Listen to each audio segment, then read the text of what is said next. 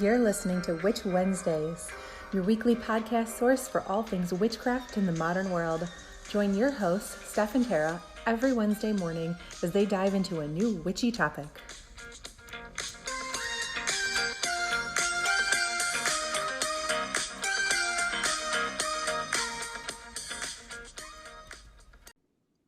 Welcome back to Witch Wednesdays. This is Steph. And this is Tara. And you are listening to episode 44, Samhain. You do not understand the level of excitement for this episode, guys. We love every Sabbath episode, but we are both big Samhain fans. Special place in my heart. Here we are. So Samhain, we have talked about already, is the Witch's New Year. Woo-hoo! Who doesn't love a good New Year? It is the restart of the cycle of the Wheel of the Year. Correct. And it is a Gaelic festival marking the end of the harvest season. These are all harvest festivals. If you've noticed, they're all like, oh, yay, spring is coming. Yay, spring is here. Yay, summer is coming. Yay, summer is here. Yay, harvest season is here. Yeah. Yay, harvest season is still going. That's what these are celebrations of. So basically, yes. This is a celebration of the end of harvest season. It is celebrated on October 31st in the Northern Hemisphere and April 30th in the Southern Hemisphere. It's about the dark times beginning, closure, rebirth, and progressing forward into the new year with a clean slate. And that is why we talked all about cleansing at Mabon, just clearing out all of the old. So this would bring in the new year and everything clean. In the Wiccan tradition, it's when the god of the sun dies and leaves his widow, the crone goddess, that crone energy, to mourn until Yule when he is reborn. And it is, of course, highly regarded as being the best time of year to work with spiritual beings, as it's the main time when the veil between the worlds is the thinnest. Yes, this is one of many reasons why it's considered the new year, because the veil between the worlds is very, very thin. And then after this, it'll start getting bigger again. So thicker, as it were. Yeah, so this is the prime time. That's why it's also the Day of the Dead on November 1st. It's a prime time to work with ancestors. This is when they're crossing over, things like that. It's all of this sort of memento mori traditions and symbolism associated with this particular holiday. Yes. It also, part of that is in the Celtic or Celtic, I don't care how you pronounce it, and I'm sorry if you're offended by either pronunciation. They believe that night preceded day, and so the festivities usually start taking place on the eve, as soon as the sun starts to set. So that's a lot of fun. And bonfires. Who doesn't love a good bonfire? So, as always, we are going to tell you about a bunch of the different correspondences associated with Samhain and then get into how you can celebrate. There's so many ways to celebrate, guys. This is really exciting. We love it. We love all of them. So much. Anyway. So, correspondences first. Of course, the colors are orange, black, and brown. There should be shocker. I'm sure no surprises there. The animals associated are bats, cats, and spiders. Ta-da! It's like magic, guys. You just know these. You didn't even know you knew these. Yes. And we are definitely going to have episodes next year. We are planning on continuing this podcast into 2021. We have more to say, guys. Anyone who's interested. And next year, we are going to do both pagan origins of certain holidays, like the pagan origins of Halloween, which are different. There's things that's like related to like costume wearing and pumpkin carving that are pagan associations of Halloween, not necessarily Samhain. And we are also going to have episodes for each Sabbath that goes a little more in depth, because this year we've kind of just been overviewy. Yeah, overview, correspondences, and ways to celebrate, but we'll go a little bit in depth next year for each of these. So we'll have more information, but just so you know, animals, bats, cats, and spiders. Crystals are obsidian, onyx, is obviously black, amber, hematite, tourmaline, and bloodstone. So similar to the colors and everything. The herbs are sage, mugwort, and wormwood. I strangely love mugwort. It always reminds me of this time of year. Like whenever I smell it, just makes me happy. The flowers and trees are chrysanthemum, marigold, cedar, and hemlock. Who doesn't love some good hemlock, man? Hemlock's poisonous, guys. So yeah, be careful. Be careful. Don't indulge by eating. So, yes. The food is pumpkins, apples, squash, corn, seeds, and of course, wine and cider. Yay! The incense and oils are patchouli, rosemary, and dragon's blood. Rosemary is always good for things, guys. The deities are Anubis, Morgan, Hecate, Demeter, and Osiris. You'll notice a theme on which deities are associated with this time of year. Yeah, the dark energies. I have never worked with deities in general, but especially Morgan or Hecate are very, very powerful. They're very powerful, and so there's entire traditions around them. Yes, yeah, this is their season. And the spell work for this time of year is, of course, all forms of divination, ancestor workings, banishing, conjuring, and blessings. Yep. So let's get into how you can celebrate good times. We always talk about wearing the colors because that's a very easy way to celebrate if you are still in the broom closet, because everyone is wearing black and orange right now. So wouldn't even know that you are wearing it for a specific reason. Yes, for your witchcraft practice, only you would know that. Mm-hmm. You can definitely decorate your altar with the color of the seasons. This is a fun altar to decorate because it's a lot of the traditional associations with Halloween, like the pumpkins and things like that, are also very good altar decorations. So there are a lot of different ways that you can go with this sort of decorating. Yes. A lot of people that maybe have their altar out of sight or just not in a public space may even move their altar into a public area because it just looks like Halloween, but then your altar is very easy to access and right there. You can also create an ancestor altar. If you are working with your ancestors or would like to, this is something that witches do separate from their regular altar. Yes. Or their sabbat related altar. They will set up an ancestor altar where you put up photographs of your ancestors and you leave offerings that are solely for your ancestors. Very common Day of the Dead tradition. And traditionally, people that have done this generally do it for 3 days. They start as the sun goes down on actual Samhain, and then they leave it up for 3 full days, and then they take it down at the sunset on the 3rd day. So it does overlap with Day of the Dead as well. Another way to celebrate is for reflection and goal setting. This is kind of the same way that you would celebrate the traditional December 31st New Year's Eve. Since this is the Witches' New Year, this is when you would reflect and set goals, especially related to your spirituality and your witchcraft practice. Mm-hmm. Just reflecting on how the last year went and set some new witchy goals for the next 12 months. And this is a really good time for divination as well. I know this is further on your list stuff, but so a lot of times when you're reflecting on how this year is gone and you're trying to goal set, this is the perfect time to do some divination and see what you should be focusing on goal wise. Yes, definitely a good day for divination, especially to do a year-long divination, which if you are a Patreon subscriber, it's either already live or about to be live, where I did a video of exactly how to do a year-long tarot spread, where you look at a general theme for the upcoming year and you pull a card for each of the 12 months. So that is up on Patreon for patrons if you're interested in doing that sort of year-long divination, just seeing like what comes for the entire year. Some people like to do it on December 31st and do the year that way, which is fine. But if you're wanting to sort of connect with the energies of this season and truly celebrate this being the witch's new year, then doing the year-long spread is ideal for this time.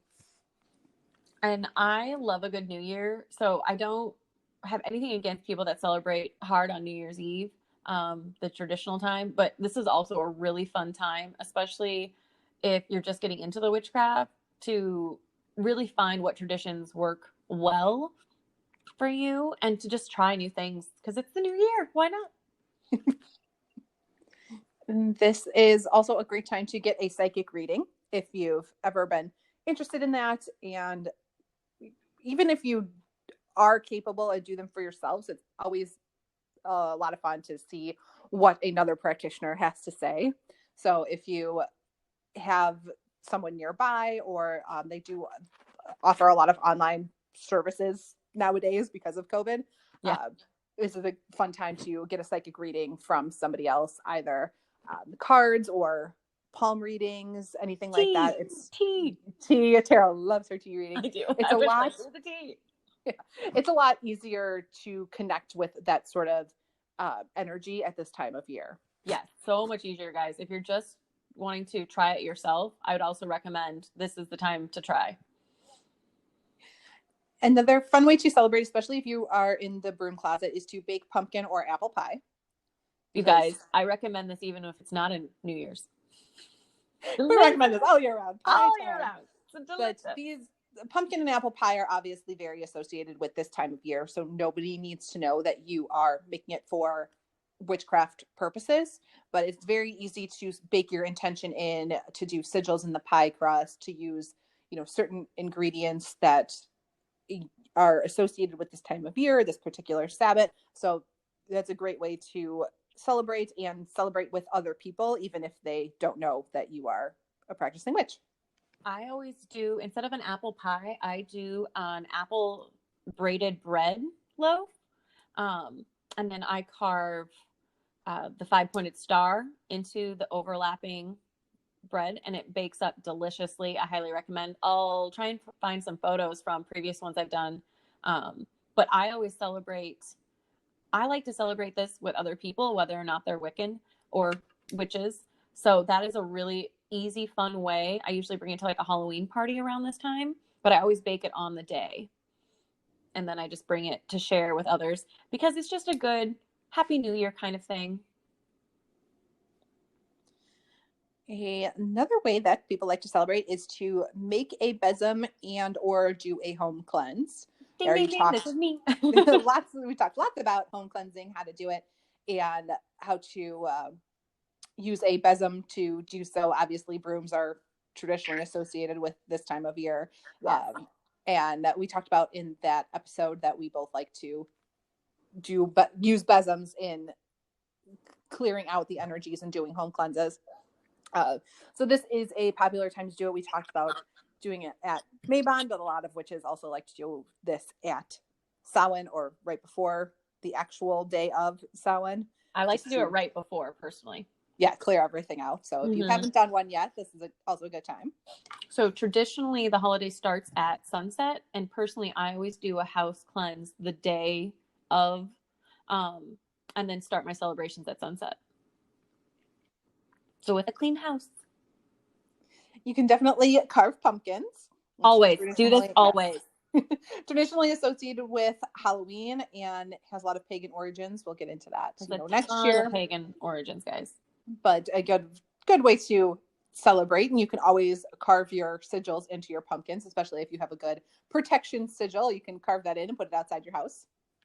I always do this. And then I also always share the pumpkin. So I make pumpkin seeds that I share with people out of the pumpkin. And then pumpkin's actually very good for dogs. And my dog loves pumpkin.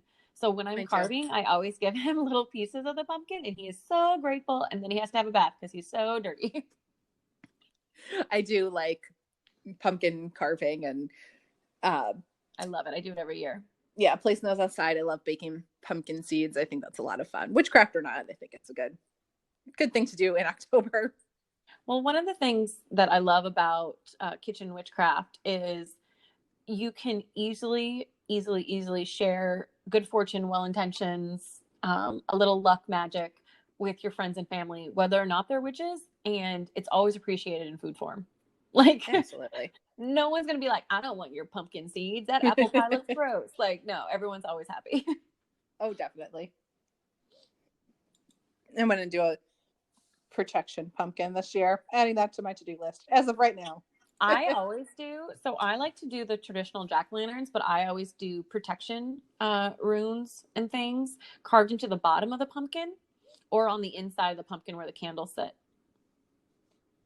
I have a protection sigil that I really like, and I've mentioned this on, I think, 2 different episodes on Patreon, that I've shown it and used it, and it's one that I've always used.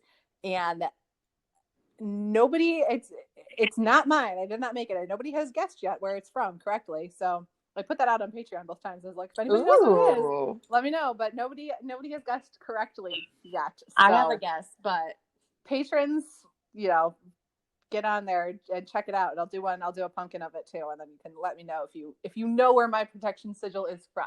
I have a really good guess, guys, but I'll wait until someone guesses it correctly before I guess my sneak peek. Tara, go ahead and make your guess. I'll tell you if you're right. Harry Potter. Wrong. Really? So, it's not Harry Potter, guys. So I really was hoping it was Harry Potter. She loves Harry Potter, guys. I do, but it is not from Harry Potter. So I actually haven't looked at it, but I just thought Harry Potter. Hopefully I can make a pumpkin and carve that in, and I'll put it on Instagram, and you guys can tell me if you figure out where my protection sigil is from. Nice. I'll have to actually look at it because I haven't done that. Guys, I'll be honest, she's way more organized than me. So True story. Anyway, other ways to celebrate. Other ways to celebrate. Making homemade cider. Do this, guys. So easy and amazing. Had a whole episode on this, so check that out.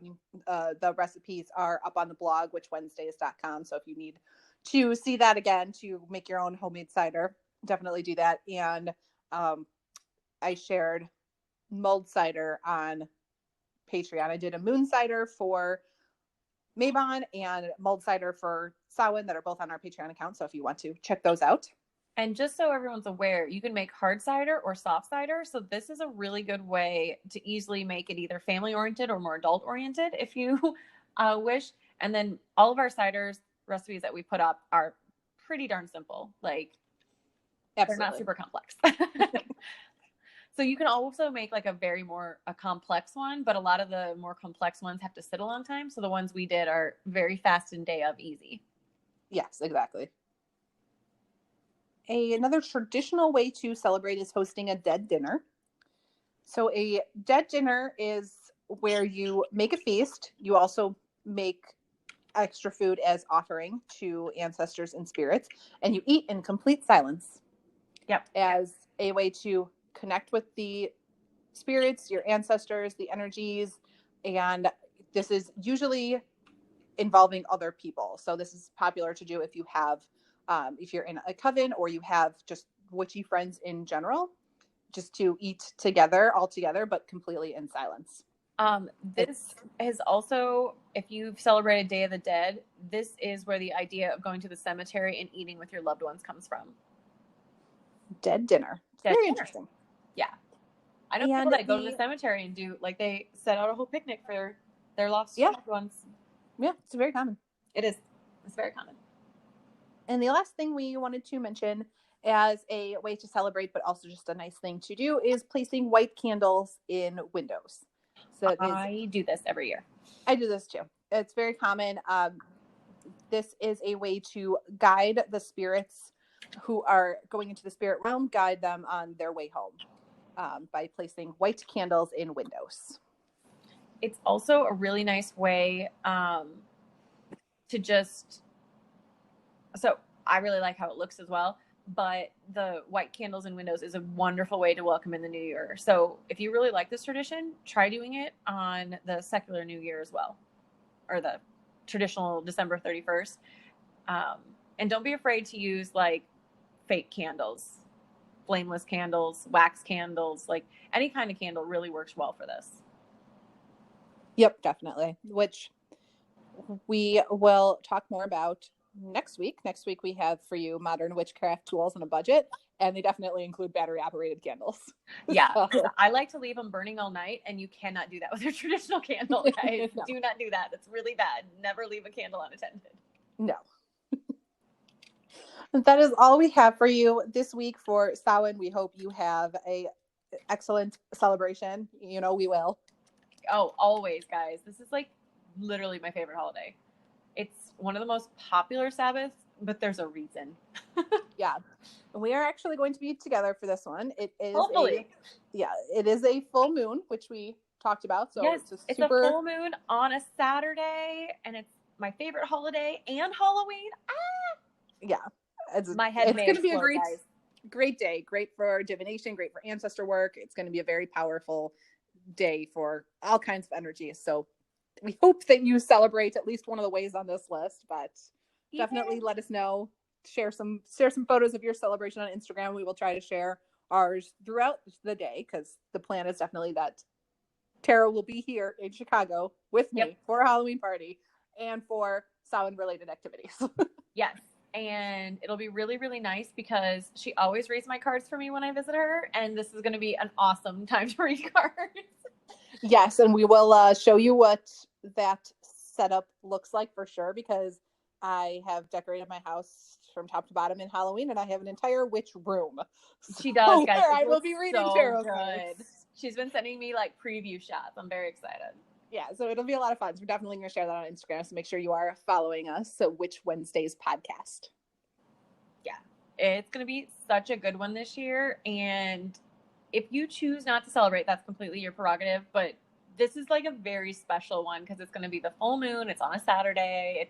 Everything's coming together beautifully. And I need some good news for 2020. So I'm so excited about. Yes, let's do some year-long divinations and see what 2021 is going to look like, and let's all get good news. So yes, let's do that. We all need it. And that is all we have for you this week. We will see you next week. Follow us on Insta. Bye.